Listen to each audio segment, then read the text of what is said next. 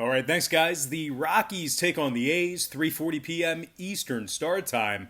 The A's are minus 143, totals 8.5, juice to the under.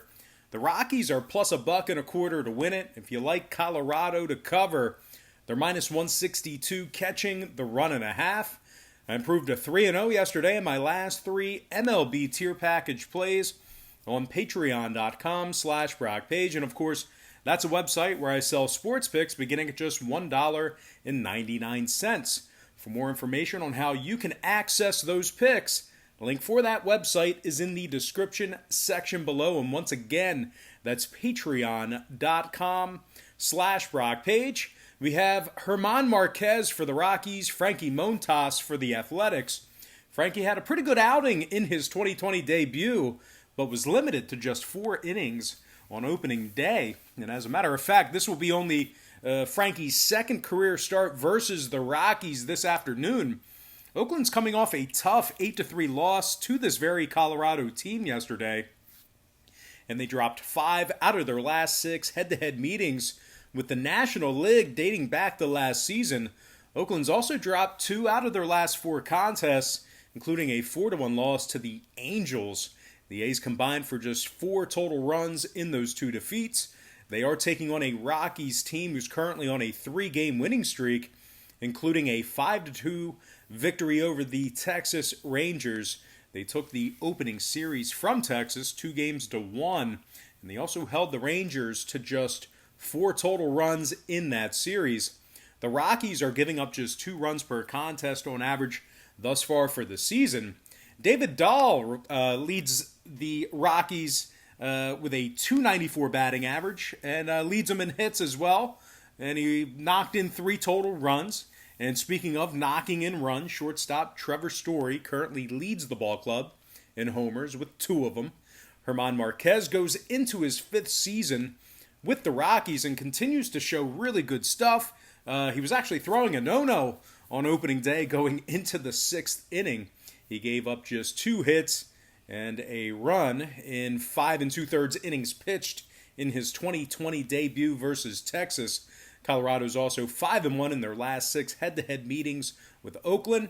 Now, total-wise, 3 out of the Rockies' last 4 stayed under the total of 8.5 runs.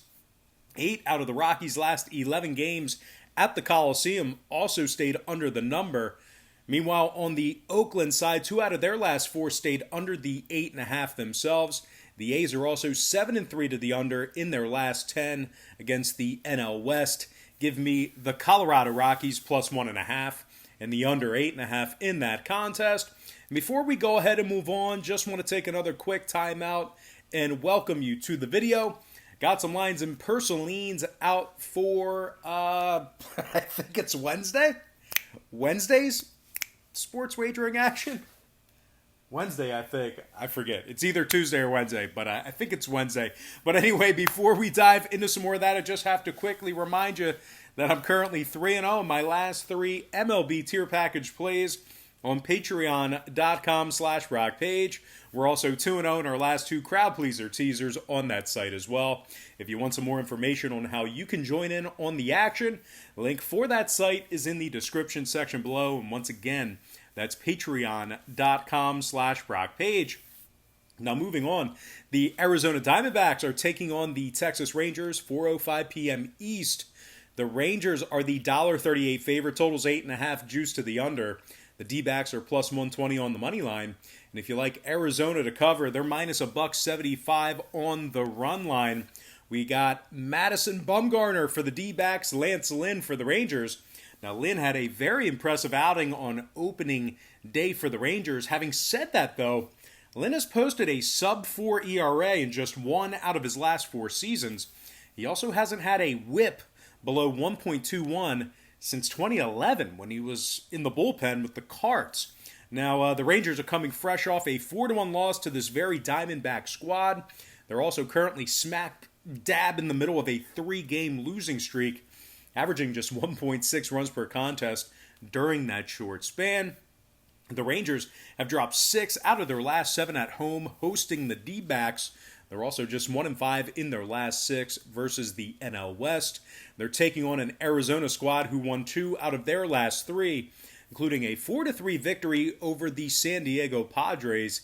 They gave up just 4 total runs in those 2 victories. Mad Bum carried a shutout going into the 6th inning of his opening day debut. He struck out 4 batters in that affair. The D-backs are led by Sterling Marte, who's hitting .368 with 7 hits on the year. Ketel Marte also leads the team in hits with 7 himself. He's batting .333 on the season. The D-backs are once again 6-1 straight up in their last 7 at Globe Life Park.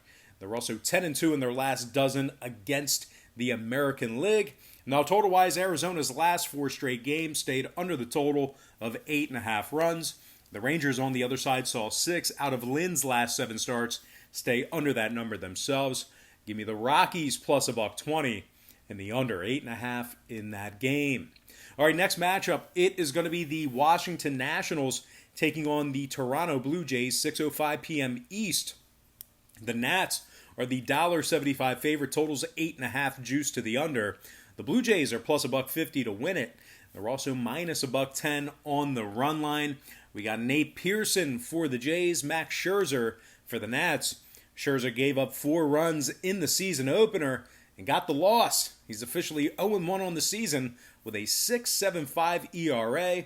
The Nationals lost 5-1 yesterday to the Blue Jays and find themselves in the middle of a 3-game skid, scoring just 4 total runs during that span. Now, the Nats, who I said before opening day, they're very slow starters. I said that right before opening day. They're currently just 1-4 in the season, and they're averaging just 2.8 runs per contest. The Nats are winless in their last 7 meetings with Toronto.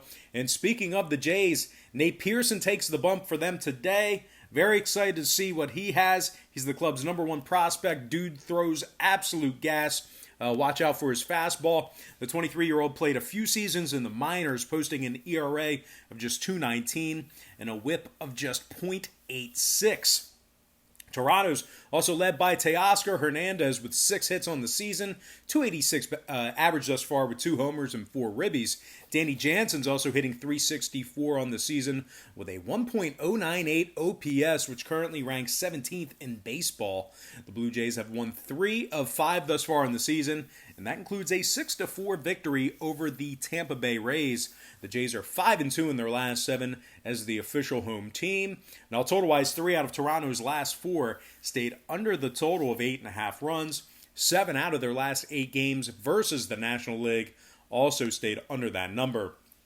Meanwhile, on the national side of things, 4 out of their last 5 stayed under the 8.5 themselves. So with all that said and done, give me the Toronto Blue Jays plus 1.5 and the under 8.5 in that contest.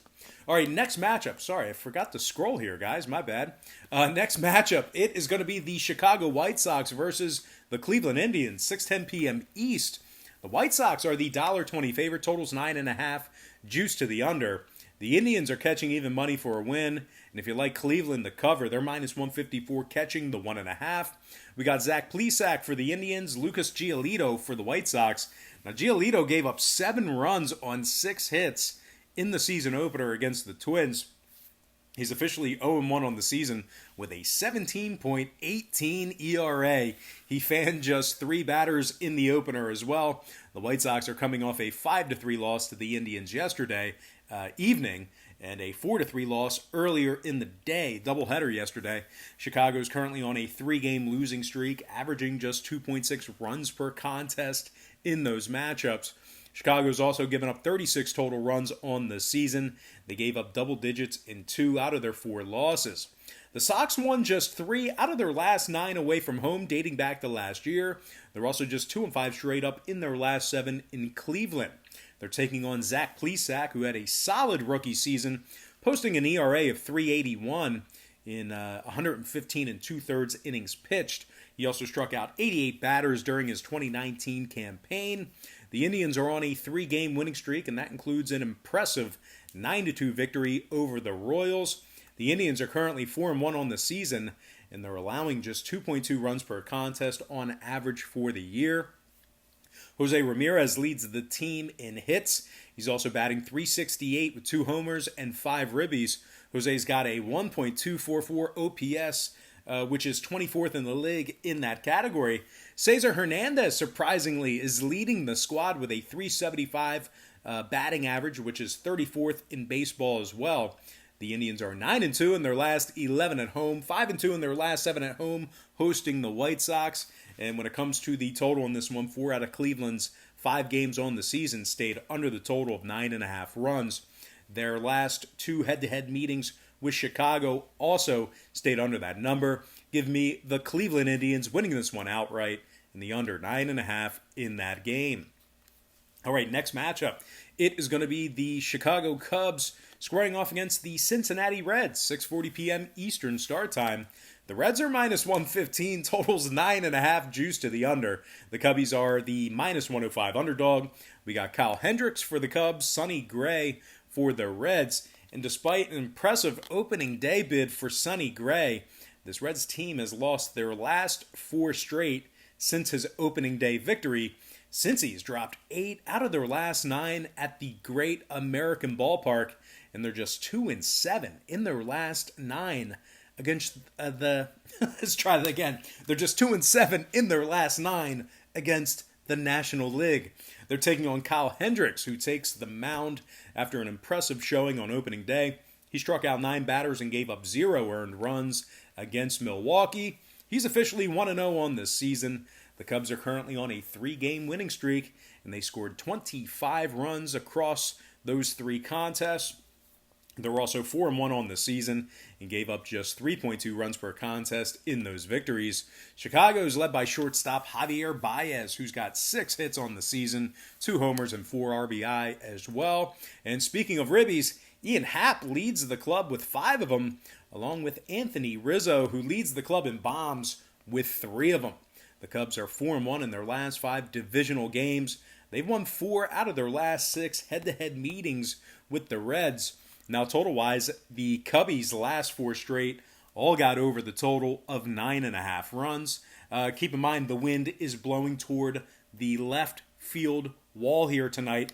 At least that's what they're projecting. 5 out of Chicago's last 7 head-to-head meetings with the Reds got over the total at the Great American Ballpark as well.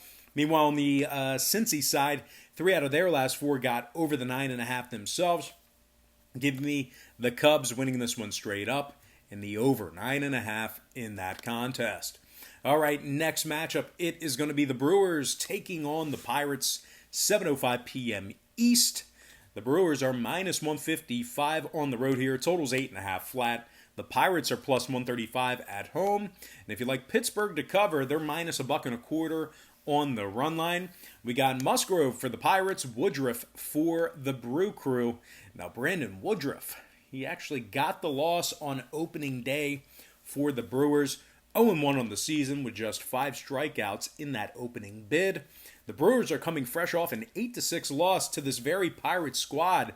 They also dropped 2 out of their last 3, including an embarrassing 9-1 finish against the Cubs. Milwaukee, believe it or not, they've given up 22 total runs in their last 3 contests. They also lost their last 2 straight where Woodruff made the start. Of course, that's dating back to last season. They also dropped 7 out of their last 9 while traveling. Of course, that dates back to last year as well. They are taking on a Pirates squad who's won 2 out of their last 3, including a 5-1 victory over the Cardinals. The Pirates are led by Colin Moran, who's tied for the league lead in homers with 3. Colin's also hitting .353, which is also tied for 19th in the league as well. Big Josh Bell is second on the team in hits with 4. And when it comes to the total in this one, Pittsburgh's last 2 straight got over the total of 8.5 runs. Those games were both against Milwaukee. Now, 4 out of the Pirates' 5 games on the season also got over the total of 8.5 runs as well. Meanwhile, on the other side, the Brewers saw their last 4 straight get over the 8.5 themselves. Give me the Pirates plus 1.5, keeping this one close in the over 8.5 runs in that game. All right, next matchup, it is going to be the Tampa Bay Rays taking on the Atlanta Braves, 7:10 p.m. East. The Braves are minus $1.25, totals 8.5 flat. The Rays are plus 110 to win it. And if you like the Rays to keep this one close, They're minus a $1.80, catching the 1.5. We got Charlie Morton for the Rays, Mike Soroka for the Braves. Now, the Braves have lost their last 2 straight, both games against Tampa Bay. They're just 2-3 on the season, and they averaged just 2.6 runs per contest in those losses.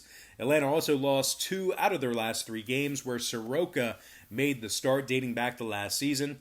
And, despite an incredible opening day effort this year, the Braves still lost the opener to the Mets 1-0.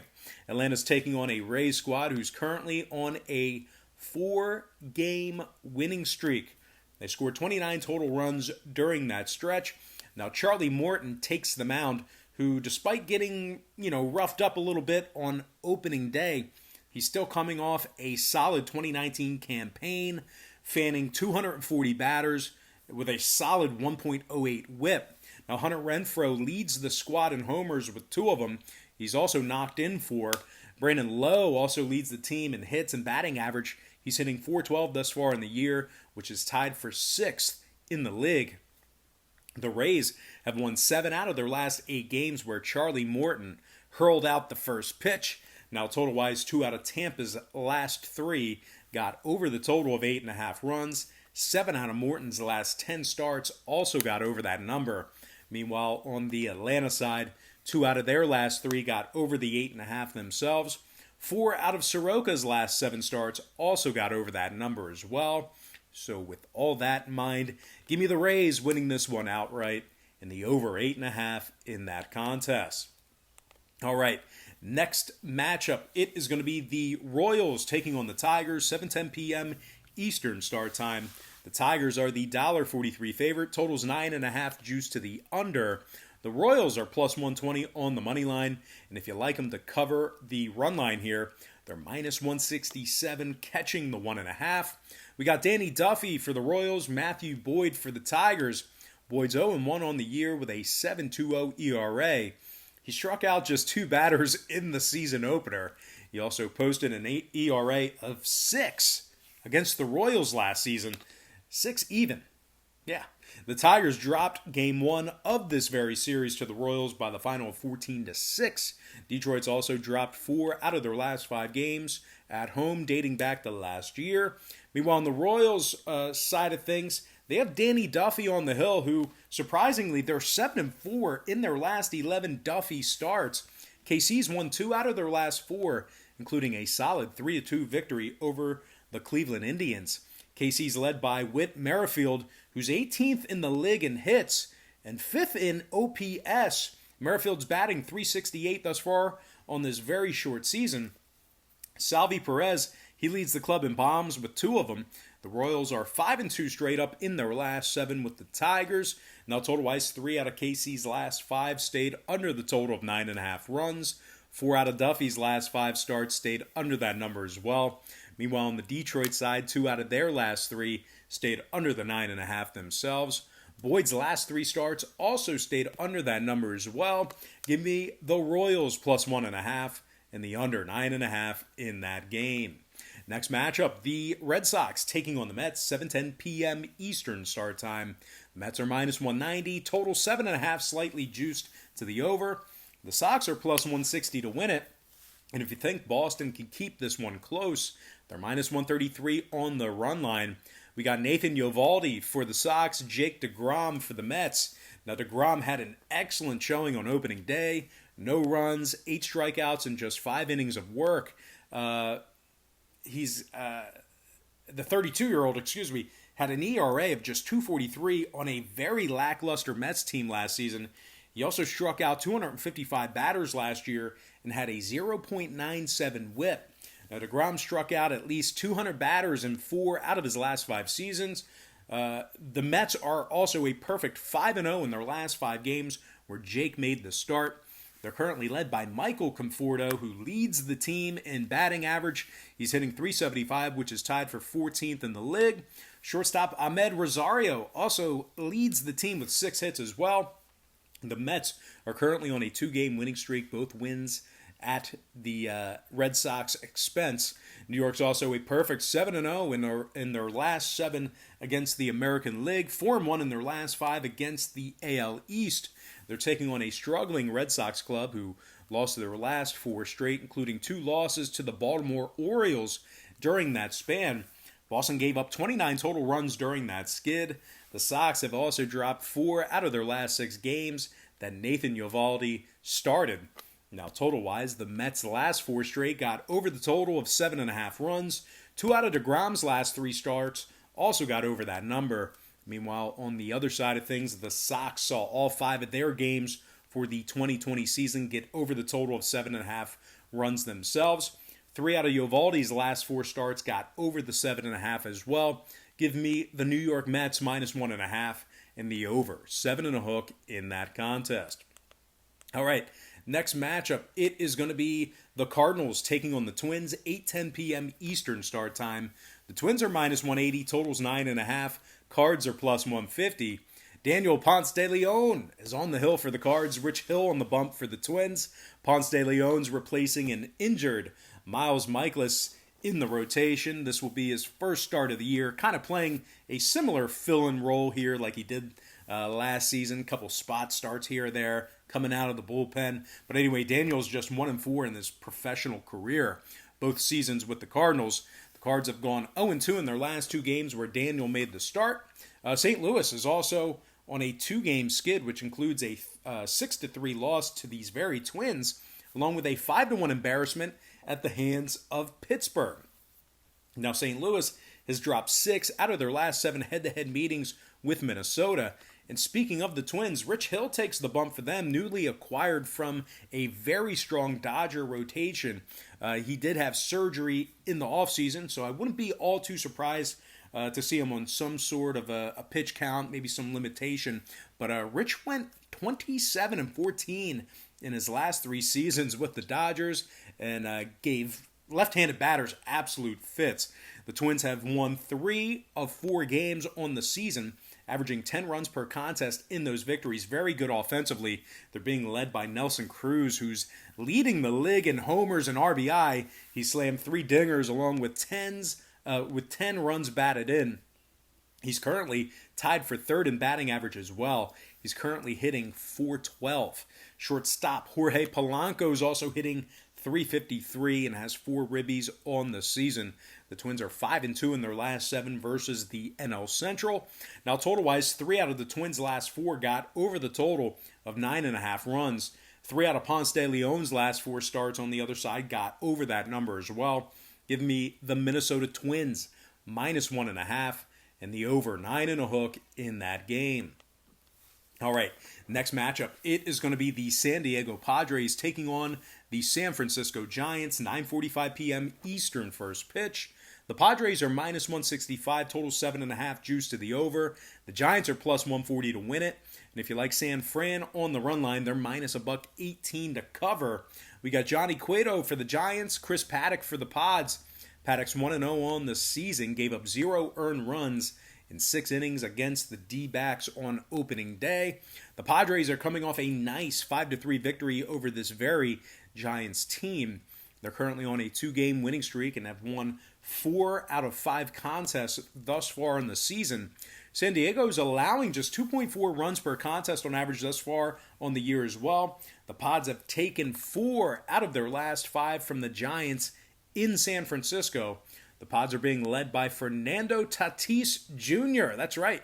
I'm sure you recognize the name. He leads the team in hits and batting average. He's currently hitting .316 on the year. Eric Hosmer leads the team in ribbies with 7, while center fielder Will Myers has dropped 2 bombs already on the season. They're taking on a Giants squad who's dropped 3 of 5 on the season, including a 9-1 blowout loss to the Dodgers. Now, San Fran's given up 4 runs or more in 4 out of 5 games this season. And for those who don't know, Posey's not playing this year. Longoria's got an oblique, and Belt has an Achilles. And when it comes to the total in this one, 4 out of the Giants' last 5 got over the total of 7.5 runs. 4 out of Cueto's last 5 starts got over that number as well. Meanwhile, on the San Diego side, 3 out of their last 5 got over the 7.5 themselves. 7 out of Paddock's last 10 starts also got over the 7.5. Give me the San Diego Padres winning this one outright in the over 7.5 in that game. All right, next and final matchup for the show. It is going to be the Mariners taking on the Angels, 10:10 p.m. Eastern first pitch. The Angels are the $2.20 favorite. Total's 9.5, slightly juiced to the under. The Mariners are plus $1.85 on the money line. If you like Seattle to keep this one close, they're minus $1.10, catching the 1.5. Now we have Justin Dunn for the Mariners, Andrew Heaney for the Angels. Now Heaney gave up just 1 run in nearly 5 innings pitched on opening day. 6 strikeout effort for Heaney in that affair. His opening day performance puts his ERA at 1.93 to start off the year. The Angels have also gone 6-5 in Heaney's last 11 starts. LA is currently led by David Fletcher, who's batting .556. He's actually 10 for 18 on the season with 3 RBI. Mike Trout also leads the team in ribbies with 4 of them. The Angels are coming fresh off a 10-2 beatdown of this Mariners squad. And speaking of the Mariners, they've lost their last 2 straight, including an 8-5 loss to the Houston Astros. They're just 1-4 on the season, and they find themselves giving up 7.8 runs per contest. Justin Dunn's on the hill for Seattle, as the 24-year-old has pitched just 6 2/3 innings in the big leagues. Seattle's also dropped 6 out of their last 7 head-to-head meetings with the Angels. Now, total-wise, Seattle's last 3 straight got over the total of 9.5 runs. Meanwhile, 2 out of the Angels' last 3 got over that number themselves. 4 out of Heaney's last 5 starts all got over the 9.5 as well. Give me the Angels minus 1.5 and the over 9.5 in that contest. And with that, we're going to dive into some shout-outs. And from our Patreon platform, shout out to Maurice Brown, David V, Will Byrne, Gary Avery, David Bowen, Jack Barco, Alan Campos, Dario305, Aaron DeGafa, and Greg Gant. Next from our Instagram platform, shout out to Carla Moody, Eva Forbes, Jack Hockey, Will Slade, Cito Palacios, Jazzy Dino, Juan Rodriguez, Polina Mix, Money Making Nikki, and Remy Boove. And then finally, from our YouTube platform, shout out to Papico Snacks, Joe Malone, Chosen One Drew, Charlotte P., Bo Dunn, William Wilson, SOP Striker, Arthur Meade Jr., Robert German, and last but certainly not least, got to give a shout out to my good friend. I call him the Peanut. I'm talking about my man, Ulysses Hayes. All right, guys, that's going to do it for me. Once again, if you decide to pull the trigger and subscribe to a package on Patreon, just keep in mind, we'll bill you the day you sign up and then the first of every month following that. So if you were to go ahead and sign up today, you'd get billed today, and then you get billed again on August 1st. And then following that, you get billed on the 1st of every month. So just want to make sure you were aware of that. Now, guys, you might be wondering, why would I buy a package from Brock? He just handicapped the entire slate. Well, yeah, I gave you leans on the entire slate of games, but there's only 4 plays that I'm actually betting today. So in order for you to find out which 4 plays I'm actually playing, you got to sign up to Patreon. Link for that site is in the description section below. But anyway, guys, with all that said, I got to thank you for joining me right here on YouTube. I really hope you enjoyed all this great free content, all this great free information. And with that said, I think it's Wednesday. I'm sorry, guys. These days just run together, and I've been getting up a lot earlier now. So happy Wednesday, I think. Happy middle of the week to you. Best of luck to you. And I look forward to seeing you later on today on my website at patreon.com/BrockPage.